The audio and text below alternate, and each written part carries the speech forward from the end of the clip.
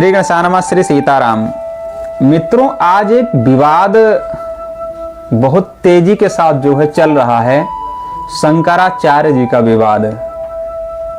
जो हम टीवी खोलते हैं न्यूज़ पे तो उन्हीं का चलता हुआ मिलता है। आदि गुरु शंकराचार्य जो है उनका इस समय कुछ ज़्यादा ही आ रहा है। तो हमें एक तरह से उनके ऊपर कोई टीका टिप्पणी नहीं करनी चाहिए, लेकिन जो शंकराचार्य जी हैं, जिस तरह से वो बयानबाजी करते हैं ना, उन्हें भी इस तरह का नहीं करना चाहिए। उनको यह सोचना चाहिए कि हम किस पद पर बैठे हुए हैं। हमारे हिंदू धर्म में शंकराचार्य का जो पद है ना, वो सबसे शीर्ष पर है। मतलब सबसे ऊंचा जो पद है वो शंकराचार्य का है हमारे धर्म में, हिंदू धर्म में। अब आपको मैं बताऊं, जो आदि गुरु शंकराचार्य जी थे, अब मैं आपको कुछ जानकारी दे देता हूं शंकराचार्य जी के बारे में। आदि गुरु जो शंकराचार्य जी थे, उन्होंने हिमालय पर्वत पर योग साधना करने के बाद उन्होंने शिवलिंग प्राप्त किया था। उसके बाद जगत कल्याण के लिए उन्होंने चारों दिशाओं में 4 शंकराचार्य पीठ की स्थापना की, जिसमें से नंबर 1 पे है ज्योतिर्मठ बद्रीनाथ, जिसके अभी जो प्रेजेंट टाइम पे जो गद्दीधर हैं स्वामी अविमुक्तेश्वरानंद सरस्वती जी हैं। स्वामी अविमुक्तेश्वरानंद सरस्वती। दूसरे नंबर पे है द्वारिका पीठ, द्वारिका में स्वामी सदानंद सरस्वती। और तीसरे नंबर पे है गोवर्धन मठ पुरी, स्वामी निश्चलानंद सरस्वती।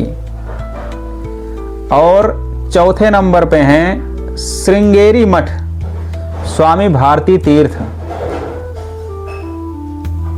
इन चारों में जो है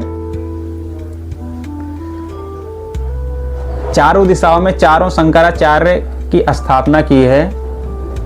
आज हम देखते हैं शंकराचार्य की गद्दी के लिए लोग कोर्ट तक चले जाते हैं। कोर्ट फैसला करता है कि गद्दी पर कौन बैठेगा।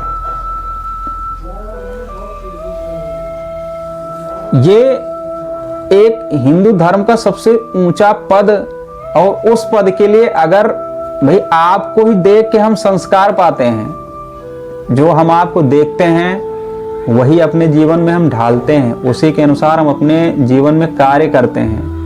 यदि आप हमारे बड़े बुजुर्ग गुरुजन यदि इस तरह का बर्ताव करेंगे तो हम लोग क्या करेंगे? हम आपको ही तो देख के कार्य करते हैं। तो हमारे हिसाब से, मैं तो खैर बहुत छोटा हूं, हमें आप सब पर कोई टीका टिप्पणी नहीं करनी चाहिए, लेकिन जिस तरह से न्यूज़ पे आता है ये हमें ठीक नहीं लगता है। तरह तरह के, अब आज मैं देखता हूं समाजवादी पार्टी के कुछ नेता, जिनका हिंदू धर्म से कोई ढंग से लेना देना ही नहीं, जिन्होंने राम भक्तों पे गोलियां चलवाई थी, वो उनके पक्ष में खड़े हैं कि कौन शंकराचार्य है कौन नहीं है। वो उनके पक्ष में खड़े होकर बता रहे हैं। तो इस तरह से राजनीति से शंकराचार्यों का कोई लेना देना नहीं होना चाहिए।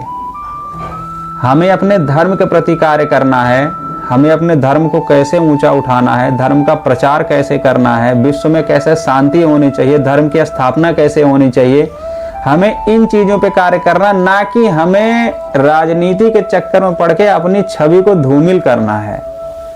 आज लोग कितनी उंगली उठा रहे हैं शंकराचार्यों के ऊपर।